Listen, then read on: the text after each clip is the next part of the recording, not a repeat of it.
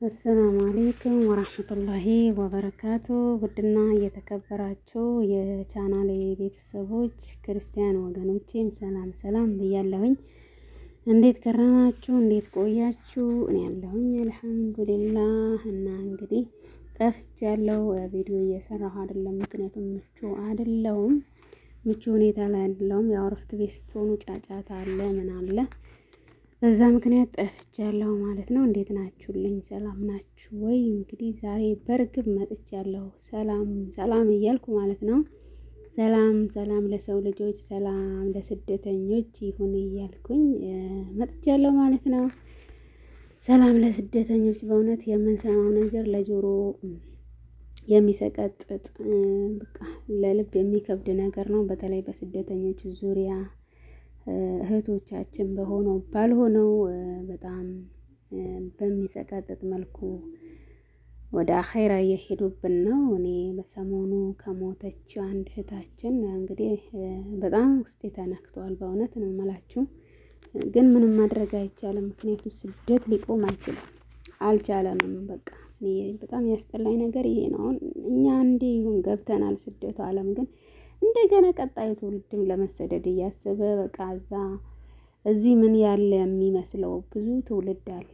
ከዛ አንፃር በጣም ነው ውስጥ የሚያዝ ነው እኔ እና የመጡት በዚህ በሆነ ባልሆነው ሞተው ሬሳቸው እንኳን ለሀገር የማይበቃበት ሁኔታ ያለ እንደገና አዲሱ ትውልድ ለመምጣት መጣሩ በጣም በእውነት እኔ በጣም ነው በቃ እንትን የምለው። ሀገር ቤት በደወልኩ ቁጥር እገሊትም ልትሄድ ነው፣ እገሊትም ልትሄድ ነው። ጩጬ ናቸው። እኔ ስመጣ ገና ጩጬ ናቸው። በእውነት ልብሳቸው በቅጡ መልበስ የማይችሉ ነበሩና አሁን ላይ ግን በቃ እንደምንም አለባብሰው እኔ የሚዛን ቀን ስጋ ያበላቸው ይሆን አላውቅም። እንደምንም አለባብሰው ፓስፖርት እንግዲህ ማንኛውም ዜጋ ማውጣት ይችላል፣ ህፃንም ይሁን አዋቂ። ድሮ የኛ ጊዜ ነበር ፍዳ የምንበላው በፓስፖርት። አሁን በአሁኑ ሰዓት ማንንም ማውጣት ይችላል። ገና ጩጬ ልጆች እየመጡ ህይወታቸው እየተቀጨ ነው ያለው በአረቡ ዓለም እና አዝናለሁ። እኔ ሰፈር ከደወልኩ ሁሌም አዝናለሁ። በቃ ለምን የምሰማው እገሊትም ልትመጣ ነው፣ እገሊት ኧረ ትላንትና ሽንታቸው በአግባቡ የማይሸኑ ልጆች ናቸው። እንዴት ብለው እንደዚህ ይመጣሉ? እንዴት ሲቋቋሙታል ብዬ ስል አይመስላቸውም። ሀገር ቤትም ያለው ሰው አይመስለውም። እዚህ ምን አይነት ፍዳ እንደሚበላ፣ እዚህ ምን አይነት መከራ እንደምናይ፣ ስቃይ እንደምናይ አይረዳም የሀገር ቤት ሰው። እውነት ነው። እኛ ሲያመንም ደህና ነን እያለን፣ ሲርበንም በልተናል እያለን፣ ሲጠማንም ጠጥተናል እያለን ውሸት ስለተናገርናቸው ይመስለኛል አሁን ላይ ተጽዕኖ ያሳደረው። በእውነት ይሄ ፍዳ እውነት የምንበላው ፍዳ የምናየው ሙዳ ብንነግራቸው ኖሮ ቀጣዩ ትውልድ ለማምጣት አይጥሩም ብዬ አስባለሁ፣ እንደራሴ ማለት ነው። እና በቃ እዚህ እኛ ስለምንዋሻቸው ኦልሬዲ እኛ ቤተሰቡ ይሰቃያል ያስባል ብለን ነው ውሸት የምንዋሻው። ያመመን ደህና ነን እንላለን። እና እኔ ራሴ ማለት ነው በቃ ቤተሰቡ ጋር ስደውል የሆነ የሌለኝ ድምፅ ነው የማመጣው። ለምን ታማለች፣ ድምጿ ቀንሷል፣ ምን ሆና ነው እንዳይሉ ማለት ነው። እና ይሄ ደግሞ ተጽዕኖ እያሳደረ ነው። በእውነት ነው የምላችሁ። እኛ ያሳለፍነውን ከአሁኑ ሰዓት ጀምሮ በግልጽ መናገር አለብን ነው የምለው። ለምን በቃ ሌላው እንዲያስተምር ማለት ነው። ያለበለዚያማ እነሱም ደልቷቸው ብር እየላኩ ነው፣ እነዚህም እንደዚህ እያስተካከሉ ነው እያለ ቀጣዩም ትውልድ መማርን ትቶ ትምህርትን ትቶ ወደ ስደት እየመጣ ነው። እና እኔ በጣም ነው ማዝነው። በእውነት ነው የምላችሁ። በጣም በቃ ይሰማኛል። እና ግን በዚህ ደግሞ እህቶቻችን በሆነው ባልሆነው እየሞቱብን ነው። እና ግራ ያስጋባል። እንዴት ነው የሚሆነው? ይሄ እህቶቻችን ጉዳይ እንዴት ነው የሚሆነው? እንደዚህ ሞተው ሬሳቸው እንኳን ሀገር ቤት የማይበቃ እንዴት ነው የሚሆነው? ቀጣይ እንደዚህ ይቀጥላል ወይስ ደግሞ መፍትሄ ይመጣል የሚለውን እስኪ እንወያይበት። በእውነት ነው በጣም ነው ያሳሰበኝ። በተለይ ደግሞ በቀደም በአሰሪዎቿ እና በቢሮ መካከል የተገደለችዋ ልጅ በጣም አንጀቴን በልታኛለች። ምክንያቱም በጣም ጥረት አድርጋለች። ገባችሁ? ለነፍሷ ማዳን በጣም ጥረት አድርጋለች።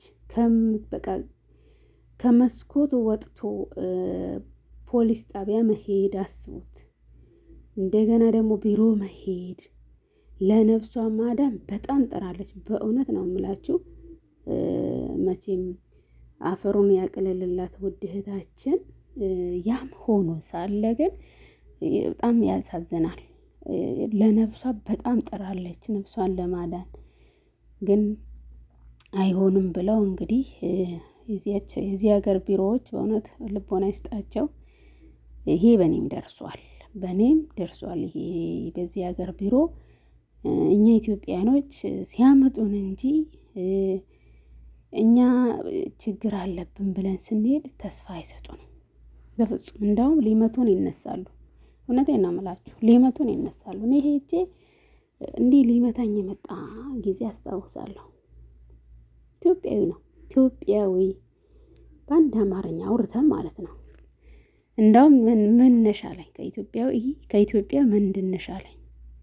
ወሎ ነሽ አለኝ። አይደለሁም ወሎ አይደለሁም ብዬ አልኩት።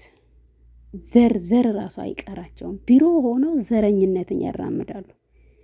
ቢሮ ማለት ከሁሉም የነጻ የጸዳ የስራ ሰው ማለት ነው። በቃ ለስራ የሚመጣ ሰው የሚያስተናግድ ማለት ነው። ግን ዘረኝነት ሳይቀር አለባቸው እና ሊመታኝ ነው ተነሳው። ሊመታኝ ማለት ነው። በቃ የቀረው ነገር የለም። እና አሁን እሷ ነፍሷን ለማዳን ብዙ ጥራለች። በጣም ታግላለች። እንግዲህ ፈጣሪ አላለውም። ግን ደግሞ እንደዚህ ይቀጥላል ወይ? አሁን ቤተሰቦቿን ሬሳዋን እንኳን አጥበን እንቅበር እየሰጠን እያሉ ነው። ግን ቢሮዎቹ ፈቃደኛ አልሆኑም። ያም ሲያይ ግን የሀገር ቤት ሰው ልጁን አልብሶ ይልካል። እውነቴን ነው የምላችሁ፣ ልጁን አልብሶ ይልካል። እንግዲህ ድሮ ዩኒቨርሲቲ ነበር እንደዚህ ሰው ሲላክ የምናውቀው። በእውነት አሁን ስደት አስጠልቶኛል።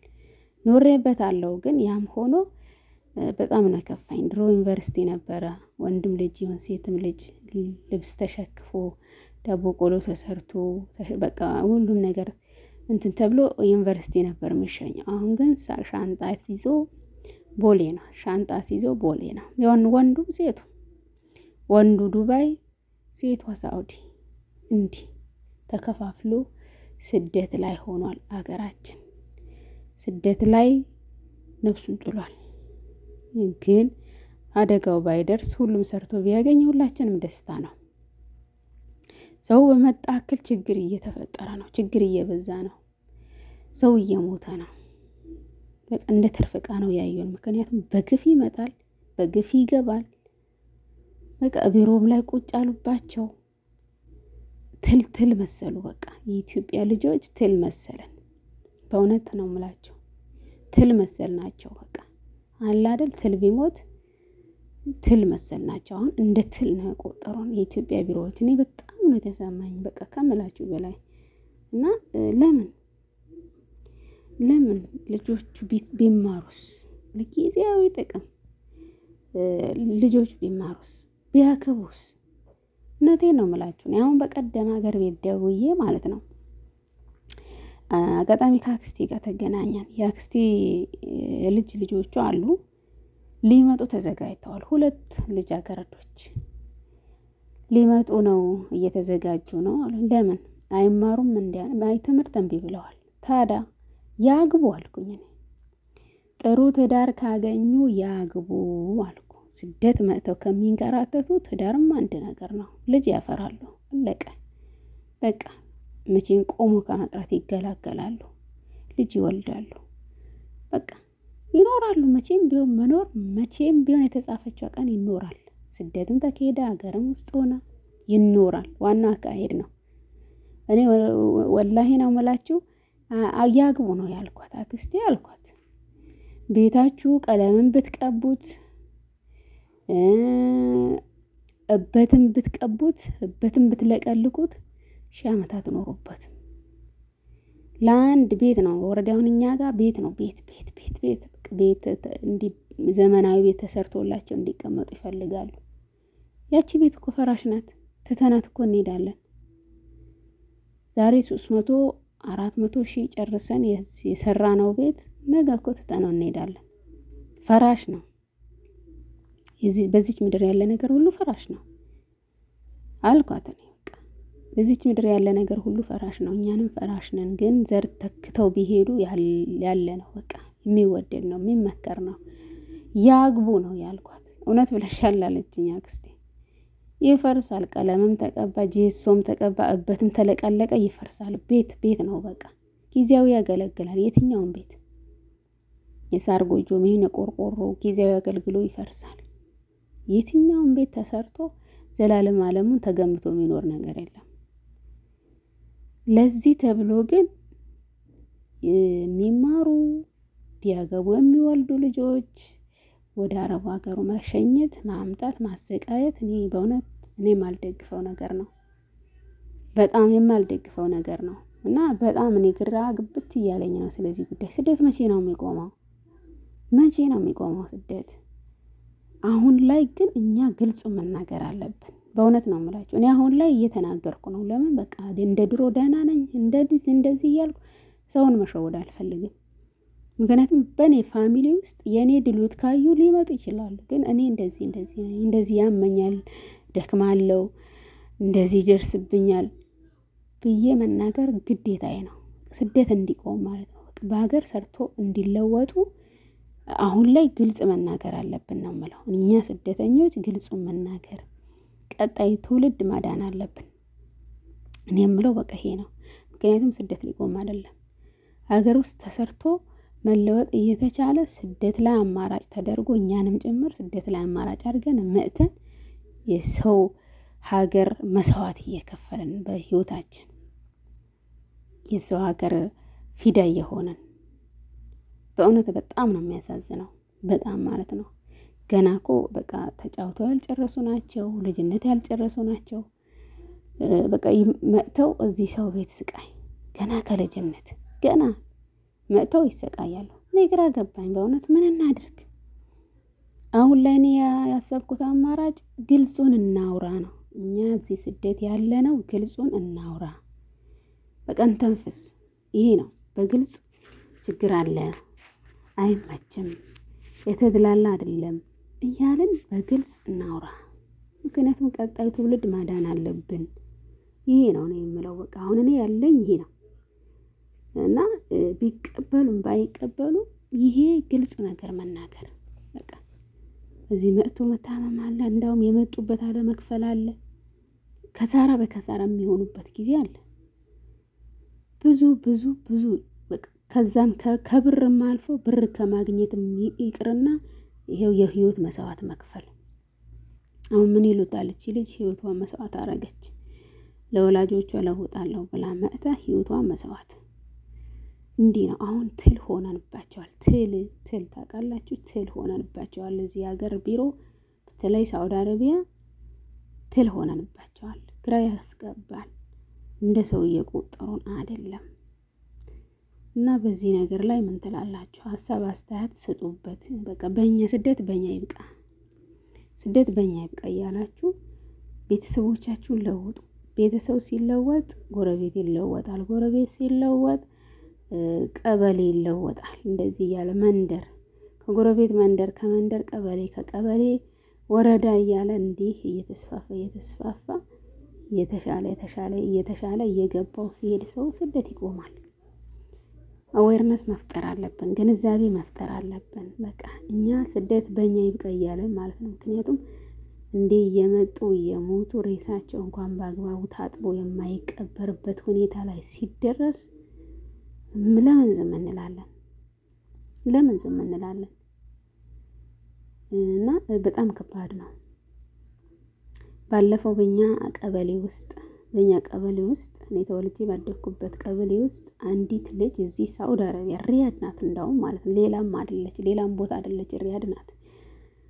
አሰሪዋ የአእምሮ በሽተኛ ነው። ግን አመት ከምናምን ስትሰራ አንድም ቀን አሰሪ ይሄ ነው ብላ አታውቅም። በቃ በስራዋ ደስተኛ እንደሆነች ነው የምታወራ። ግን ለአንድ ጓደኛዋ በሚስጥር ተነግራት ነበረ። እኔ ይሄ ችግር አለብኝ፣ በጣም ተሳቅቄ ነው የምሰራው ብላ ግን በቃ 2 አመቷን እንዴት ጨርሳ እንደምትሄድ በውስጧ ታስባለች። ግን ለቤተሰብ ደግሞ ደህና ነኝ ትላለች። እና ችግራቸው እነሱ የክላሷ ቁልፍ የለውም። ሰውየው እንደሚያመው ያውቃሉ፣ ለሰው እንደሚተናኮል ያውቃሉ። ቁልፍ የለውም ክላሷ እና ልጅም ናት። ቀይሩኝም አትል፣ ቢሮ ውሰዱኝ አትል፣ ክላሴን ቁልፍ ስሩልኝ አትል። በጣም ልጅ ነገር ናት። በቃ በተኛችበት ነው ህይወቷን ያሳለፈው። እንዴ የኛ ቀበሌ እኔ ተወልጄ ባደኩበት። የእሷ ጓደኛ ደግሞ እኔ አወራታለሁ